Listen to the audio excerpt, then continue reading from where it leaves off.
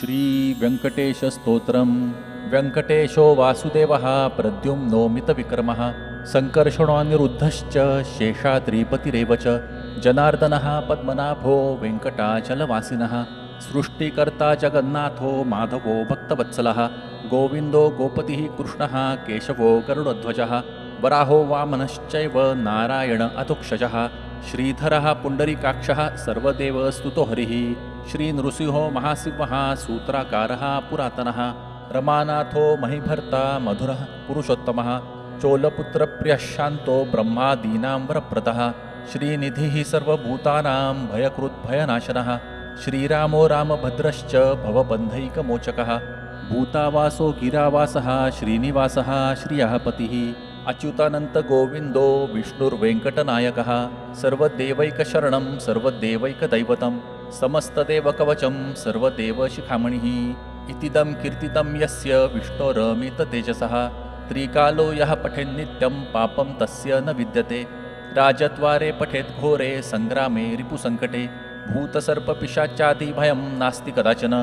अपुत्रो लभते पुत्रा निर्धनो धनवान् भवेत् रोगार्तो मुच्यते रोगात् बद्धो मुच्यत बन्धनात् यद्यदिष्टतमं लोके तत्तत् प्राप्नोत्य संशयः ऐश्वर्यं राजसन्मानं भुक्तिमुक्तिफलप्रदं विष्णोर्लोकैकसोपानं सर्वदुःखैकनाशनं सर्वैश्वर्यप्रदं नृणां सर्वमङ्गलकारकं मायावी परमानन्दं त्यक्त्वा वैकुण्ठमुत्तमं स्वामी पुष्करिणीतीरे रमया सह मोदते कल्याणाद्भूतगात्राय कामितार्थप्रदायिने श्रीमद्वेङ्कटनाथाय श्रीनिवासाय ते नमः। श्रीवेङ्कटेशार्पणमस्तु। श्रीवेङ्कटेशस्तोत्रम्। वेङ्कटेशो वासुदेवः प्रद्युम्नो मितविक्रमः संकर्षणो अनिरुद्धश्च शेषाद्रिपतिरेव च जनार्दनः पद्मनाभो वेङ्कटाचलवासिनः सृष्टिकर्ता जगन्नाथो माधवो भक्तवत्सलः गोविन्दो गोपतिः कृष्णः केशवो गरुडध्वजः वराहो वामनश्चैव नारायण अतुक्षजः श्रीधरः पुंडरीकाक्षः सर्वदेवस्तुतो हरिः श्रीनृसिंहो महासिंहः सूत्राकारः पुरातनः रमानाथो महिभर्ता मधुरः पुरुषोत्तमः चोलपुत्रप्रियः शान्तो ब्रह्मादीनां वरप्रदः श्रीनिधिः सर्वभूतानां भयकृद्भयनाशनः श्रीरामो रामभद्रश्च भवबन्धैकमोचकः भूतावासो गिरावासः श्रीनिवासः श्रियः पतिः अच्युतानन्तगोविन्दो विष्णुर्वेङ्कटनायकः सर्वदेवैकशरणं सर्वदेवैकदैवतं समस्तदेवकवचं सर्वदेवशिखामणिः इतिदं कीर्तितं यस्य विष्णोरमिततेजसः त्रिकालो यः पठेन्नित्यं पापं तस्य न विद्यते राजद्वारे पठेत् घोरे सङ्ग्रामे रिपुसङ्कटे भूतसर्पपिशाचादिभयं नास्ति कदाचन अपुत्रो लभते पुत्रा निर्धनो धनवान् भवेत् रोगार्तो मुच्यते रोगात् बद्धो मुच्यत बन्धनात् यद्यदिष्टतमं लोके तत्तत् प्राप्नोत्य संशयः ऐश्वर्यं राजसन्मानं भुक्तिमुक्तिफलप्रदं विष्णोर्लोकैकसोपानं सर्वदुःखैकनाशनं सर्वैश्वर्यप्रदं नृणां सर्वमङ्गलकारकं मायावी परमानन्दं त्यक्त्वा वैकुण्ठमुत्तमं स्वामी पुष्करिणीतीरे रमया सह मोदते कल्याणाद्भूतगात्राय कामितार्थप्रदायिने श्रीमद्वेङ्कटनाथाय श्रीनिवासाय ते नमः। श्रीवेङ्कटेशार्पणमस्तु। श्रीवेङ्कटेशस्तोत्रम्। वेङ्कटेशो वासुदेवः प्रद्युम्नो मितविक्रमः संकर्षणो अनिरुद्धश्च शेषाद्रिपतिरेव च जनार्दनः पद्मनाभो वेङ्कटाचलवासिनः सृष्टिकर्ता जगन्नाथो माधवो भक्तवत्सलः गोविन्दो गोपतिः कृष्णः केशवो गरुडध्वजः वराहो वामनश्चैव नारायण अतुक्षजः श्रीधरः पुंडरीकाक्षः सर्वदेवस्तुतो हरिः श्रीनृसिंहो महासिंहः सूत्राकारः पुरातनः रमानाथो महिभर्ता मधुरः पुरुषोत्तमः चोलपुत्रप्रियः शान्तो ब्रह्मादीनां वरप्रदः श्रीनिधिः सर्वभूतानां भयकृद्भयनाशनः श्रीरामो रामभद्रश्च भवबन्धैकमोचकः भूतावासो गिरावासः श्रीनिवासः श्रियः पतिः अच्युतानन्तगोविन्दो विष्णुर्वेङ्कटनायकः सर्वदेवैकशरणं सर्वदेवैकदैवतं समस्तदेवकवचं सर्वदेवशिखामणिः इतिदं कीर्तितं यस्य विष्णोरमिततेजसः त्रिकालो यः पठेन्नित्यं पापं तस्य न विद्यते राजद्वारे पठेत् घोरे सङ्ग्रामे रिपुसङ्कटे भूतसर्पपिशाचादिभयं नास्ति कदाचन अपुत्रो लभते पुत्रा निर्धनो धनवान् भवेत् रोगार्तो मुच्यते रोगात् बद्धो मुच्येत बन्धनात् यद्यदिष्टतमं लोके तत्तत् प्राप्नोत्य संशयः ऐश्वर्यं राजसन्मानं भुक्तिमुक्तिफलप्रदं विष्णोर्लोकैकसोपानं सर्वदुःखैकनाशनं सर्वैश्वर्यप्रदं नृणां सर्वमङ्गलकारकं मायावी परमानन्दं त्यक्त्वा वैकुण्ठमुत्तमं स्वामी पुष्करिणीतीरे रमया सह मोदते कल्याणाद्भूतगात्राय कामितार्थप्रदायिने श्रीमद्वेङ्कटनाथाय श्रीनिवासाय ते नमः। श्रीवेङ्कटेशार्पणमस्तु। श्रीवेङ्कटेशस्तोत्रं वेङ्कटेशो वासुदेवः प्रद्युम्नोमितविक्रमः सङ्कर्षणोऽनिरुद्धश्च शेषाद्रिपतिरेव च जनार्दनः पद्मनाभो वेङ्कटाचलवासिनः सृष्टिकर्ता जगन्नाथो माधवो भक्तवत्सलः गोविन्दो गोपतिः कृष्णः केशवो गरुडध्वजः वराहो वामनश्चैव नारायण अधुक्षजः श्रीधरः पुण्डरीकाक्षः सर्वदेवस्तुतो हरिः श्रीनृसिंहो महासिंहः सूत्राकारः पुरातनः रमानाथो महिभर्ता मधुरः पुरुषोत्तमः चोलपुत्रप्रियः शान्तो ब्रह्मादीनां वरप्रदः श्रीनिधिः सर्वभूतानां भयकृद्भयनाशनः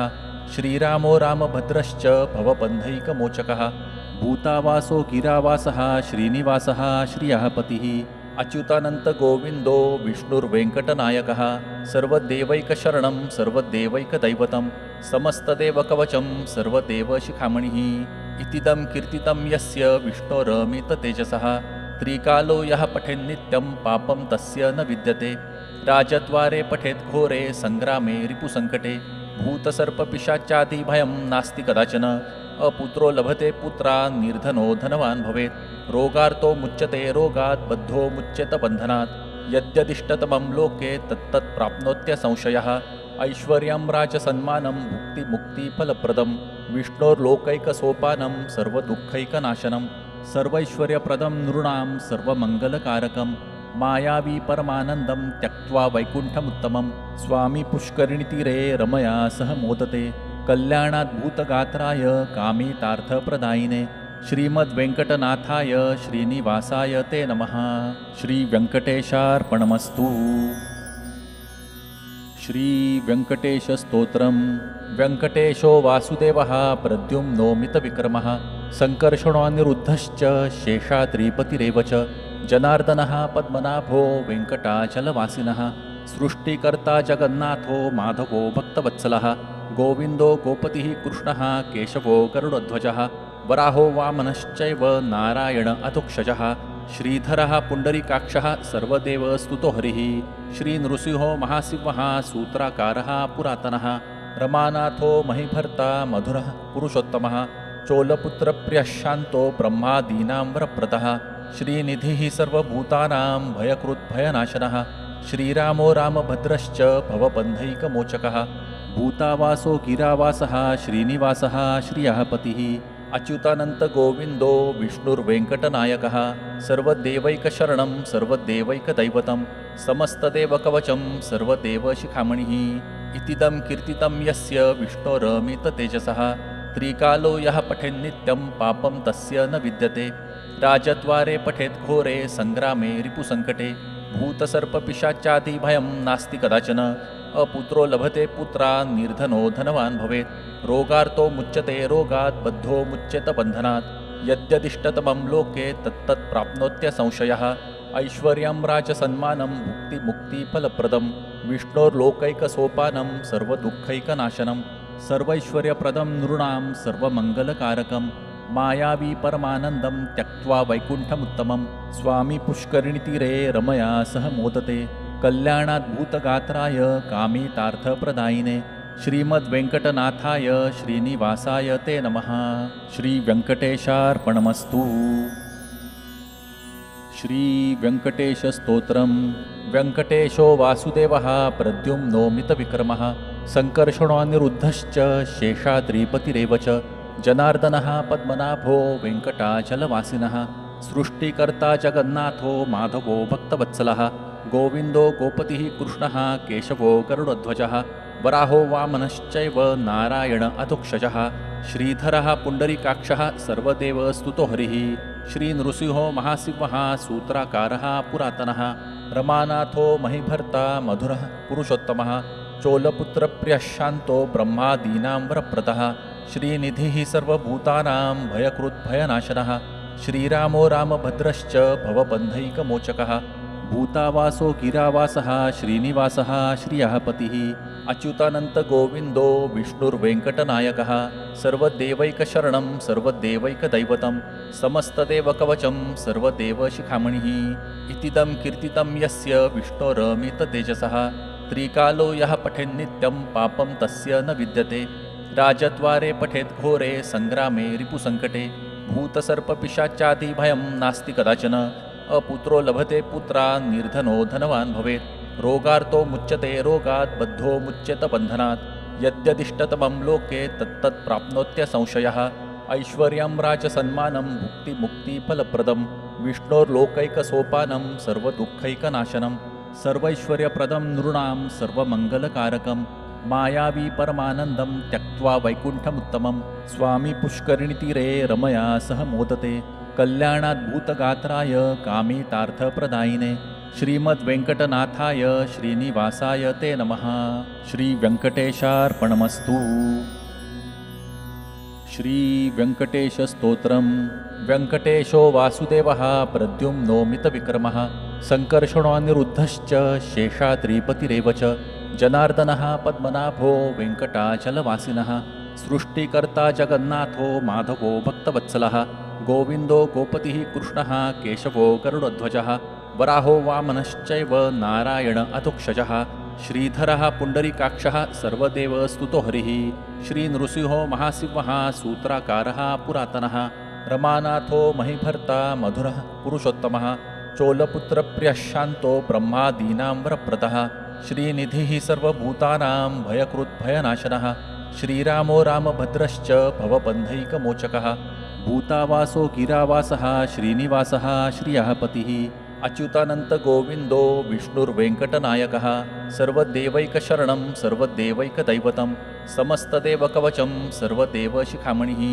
इतीदं कीर्तितं यस्य विष्णोरमिततेजसः त्रिकालो यः पठेन्नित्यं पापं तस्य न विद्यते राजद्वारे पठेत् घोरे सङ्ग्रामे रिपुसङ्कटे भूतसर्पपिशाचादिभयं नास्ति कदाचन अपुत्रो लभते पुत्रा निर्धनो धनवान् भवेत् रोगार्तो मुच्यते रोगात् बद्धो मुच्यत बन्धनात् यद्यदिष्टतमं लोके तत्तत् प्राप्नोत्य संशयः ऐश्वर्यं राजसन्मानं भुक्तिमुक्तिफलप्रदं विष्णोर्लोकैकसोपानं सर्वदुःखैकनाशनं सर्वैश्वर्यप्रदं नृणां सर्वमङ्गलकारकं मायावी परमानन्दं त्यक्त्वा वैकुण्ठमुत्तमं स्वामी पुष्करिणीतीरे रमया सह मोदते कल्याणाद्भूतगात्राय कामितार्थप्रदायिने श्रीमद्वेङ्कटनाथाय श्रीनिवासाय ते नमः। श्रीवेङ्कटेशार्पणमस्तु। श्रीवेङ्कटेशस्तोत्रम्। वेङ्कटेशो वासुदेवः प्रद्युम्नोमितविक्रमः सङ्कर्षणोऽनिरुद्धश्च शेषाद्रिपतिरेव च जनार्दनः पद्मनाभो वेङ्कटाचलवासिनः सृष्टिकर्ता जगन्नाथो माधवो भक्तवत्सलः गोविन्दो गोपतिः कृष्णः केशवो गरुडध्वजः वराहो वामनश्चैव नारायण अधुक्षजः श्रीधरः पुण्डरीकाक्षः सर्वदेवस्तुतो हरिः श्रीनृसिंहो महासिंहः सूत्राकारः पुरातनः रमानाथो महिभर्ता मधुरः पुरुषोत्तमः चोलपुत्रप्रियः शान्तो ब्रह्मादीनां वरप्रदः श्रीनिधिः सर्वभूतानां भयकृद्भयनाशनः श्रीरामो रामभद्रश्च भवबन्धैकमोचकः भूतावासो गिरावासः श्रीनिवासः श्रियः पतिः अच्युतानन्तगोविन्दो विष्णुर्वेङ्कटनायकः सर्वदेवैकशरणं सर्वदेवैकदैवतं समस्तदेवकवचं सर्वदेवशिखामणिः इतीदं कीर्तितं यस्य विष्णोरमिततेजसः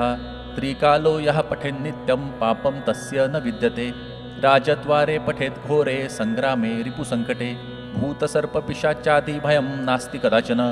अपुत्रो लभते पुत्रा निर्धनो धनवान् भवेत् रोगार्तो मुच्यते रोगात् बद्धो मुच्यत बन्धनात् यद्यदिष्टतमं लोके तत्तत् प्राप्नोत्य संशयः ऐश्वर्यं राजसन्मानं भुक्तिमुक्तिफलप्रदं विष्णोर्लोकैकसोपानं सर्वदुःखैकनाशनं सर्वैश्वर्यप्रदं नृणां सर्वमङ्गलकारकं मायावी परमानन्दं त्यक्त्वा वैकुण्ठमुत्तमं स्वामी पुष्करिणीतीरे रमया सह मोदते कल्याणाद्भुतगात्राय कामितार्थप्रदायिने श्रीमद्वेङ्कटनाथाय श्रीनिवासाय ते नमः। श्रीवेङ्कटेशार्पणमस्तु। श्रीवेङ्कटेशस्तोत्रम्। वेङ्कटेशो वासुदेवः प्रद्युम्नोमितविक्रमः सङ्कर्षणोऽनिरुद्धश्च शेषाद्रिपतिरेव च जनार्दनः पद्मनाभो वेङ्कटाचलवासिनः सृष्टिकर्ता जगन्नाथो माधवो भक्तवत्सलः गोविन्दो गोपतिः कृष्णः केशवो गरुडध्वजः वराहो वामनश्चैव नारायण अधोक्षजः श्रीधरः पुण्डरीकाक्षः सर्वदेवस्तुतो हरिः श्रीनृसिंहो महासिंहः सूत्राकारः पुरातनः रमानाथो महीभर्ता मधुरः पुरुषोत्तमः चोलपुत्रप्रियः शान्तो ब्रह्मादीनां वरप्रदः श्रीनिधिः सर्वभूतानां भयकृद्भयनाशनः श्रीरामो रामभद्रश्च भवबन्धैकमोचकः भूतावासो गिरावासः श्रीनिवासः श्रियः पतिः अच्युतानन्तगोविन्दो विष्णुर्वेङ्कटनायकः सर्वदेवैकशरणं सर्वदेवैकदैवतं समस्तदेवकवचं सर्वदेवशिखामणिः इतीदं कीर्तितं यस्य विष्णोरमिततेजसः त्रिकालो यः पठेन्नित्यं पापं तस्य न विद्यते राजद्वारे पठेत् घोरे सङ्ग्रामे रिपुसङ्कटे भूतसर्पपिशाचादिभयं नास्ति कदाचन अपुत्रो लभते पुत्रा निर्धनो धनवान् भवेत् रोगार्तो मुच्यते रोगात् बद्धो मुच्यत बन्धनात् यद्यदिष्टतमं लोके तत्तत् प्राप्नोत्य संशयः ऐश्वर्यं राजसन्मानं भुक्तिमुक्तिफलप्रदं विष्णोर्लोकैकसोपानं सर्वदुःखैकनाशनं सर्वैश्वर्यप्रदं नृणां सर्वमङ्गलकारकं मायावी परमानन्दं त्यक्त्वा वैकुण्ठमुत्तमं स्वामी पुष्करिणीतीरे रमया सह मोदते कल्याणाद्भुतगात्राय कामितार्थप्रदायिने श्रीमद्वेङ्कटनाथाय श्रीनिवासाय ते नमः। श्रीवेङ्कटेशार्पणमस्तु। श्रीवेङ्कटेशस्तोत्रम्। वेङ्कटेशो वासुदेवः प्रद्युम्नोमितविक्रमः सङ्कर्षणोऽनिरुद्धश्च शेषाद्रिपतिरेव च जनार्दनः पद्मनाभो वेङ्कटाचलवासिनः सृष्टिकर्ता जगन्नाथो माधवो भक्तवत्सलः गोविन्दो गोपतिः कृष्णः केशवो गरुडध्वजः वराहो वामनश्चैव नारायण अधोक्षजः श्रीधरः पुण्डरीकाक्षः सर्वदेवस्तुतो हरिः श्रीनृसिंहो महासिंहः सूत्राकारः पुरातनः रमानाथो महीभर्ता मधुरः पुरुषोत्तमः चोलपुत्रप्रियः शान्तो ब्रह्मादीनां वरप्रदः श्रीनिधिः सर्वभूतानां भयकृद्भयनाशनः श्रीरामो रामभद्रश्च भवबन्धैकमोचकः भूतावासो गिरावासः श्रीनिवासः श्रियः पतिः अच्युतानन्तगोविन्दो विष्णुर्वेङ्कटनायकः सर्वदेवैकशरणं सर्वदेवैकदैवतं समस्तदेवकवचं सर्वदेवशिखामणिः इतीदं कीर्तितं यस्य विष्णोरमिततेजसः त्रिकालो यः पठेन्नित्यं पापं तस्य न विद्यते राजद्वारे पठेत् घोरे सङ्ग्रामे रिपुसङ्कटे भूतसर्पपिशाचादिभयं नास्ति कदाचन अपुत्रो लभते पुत्रा निर्धनो धनवान् भवेत् रोगार्तो मुच्यते रोगात् बद्धो मुच्यत बन्धनात् यद्यदिष्टतमं लोके तत्तत् प्राप्नोत्य संशयः ऐश्वर्यं राजसन्मानं भुक्तिमुक्तिफलप्रदं विष्णोर्लोकैकसोपानं सर्वदुःखैकनाशनं सर्वैश्वर्यप्रदं नृणां सर्वमङ्गलकारकं मायावी परमानन्दं त्यक्त्वा वैकुण्ठमुत्तमं स्वामी पुष्करिणीतीरे रमया सह मोदते कल्याणाद्भुतगात्राय कामितार्थप्रदायिने श्रीमद्वेङ्कटनाथाय श्रीनिवासाय ते नमः। श्रीवेङ्कटेशार्पणमस्तु। श्रीवेङ्कटेशस्तोत्रम्। वेङ्कटेशो वासुदेवः प्रद्युम्नोमितविक्रमः सङ्कर्षणोऽनिरुद्धश्च शेषाद्रिपतिरेव च जनार्दनः पद्मनाभो वेङ्कटाचलवासिनः सृष्टिकर्ता जगन्नाथो माधवो भक्तवत्सलः गोविन्दो गोपतिः कृष्णः केशवो गरुडध्वजः वराहो वामनश्चैव नारायण अधोक्षजः श्रीधरः पुण्डरीकाक्षः सर्वदेवस्तुतो हरिः श्रीनृसिंहो महासिंहः सूत्राकारः पुरातनः रमानाथो महीभर्ता मधुरः पुरुषोत्तमः चोलपुत्रप्रियः शान्तो ब्रह्मादीनां वरप्रदः श्रीनिधिः सर्वभूतानां भयकृद्भयनाशनः श्रीरामो रामभद्रश्च भवबन्धैकमोचकः भूतावासो गिरावासः श्रीनिवासः श्रियः पतिः अच्युतानन्तगोविन्दो विष्णुर्वेङ्कटनायकः सर्वदेवैकशरणं सर्वदेवैकदैवतं समस्तदेवकवचं सर्वदेवशिखामणिः इतीदं कीर्तितं यस्य विष्णोरमिततेजसः त्रिकालो यः पठेन्नित्यं पापं तस्य न विद्यते राजद्वारे पठेत् घोरे सङ्ग्रामे रिपुसङ्कटे भूतसर्पपिशाचादिभयं नास्ति कदाचन अपुत्रो लभते पुत्रा निर्धनो धनवान् भवेत् रोगार्तो मुच्यते रोगात् बद्धो मुच्यत बन्धनात् यद्यदिष्टतमं लोके तत्तत् प्राप्नोत्य संशयः ऐश्वर्यं राजसन्मानं भुक्तिमुक्तिफलप्रदं विष्णोर्लोकैकसोपानं सर्वदुःखैकनाशनं सर्वैश्वर्यप्रदं नृणां सर्वमङ्गलकारकं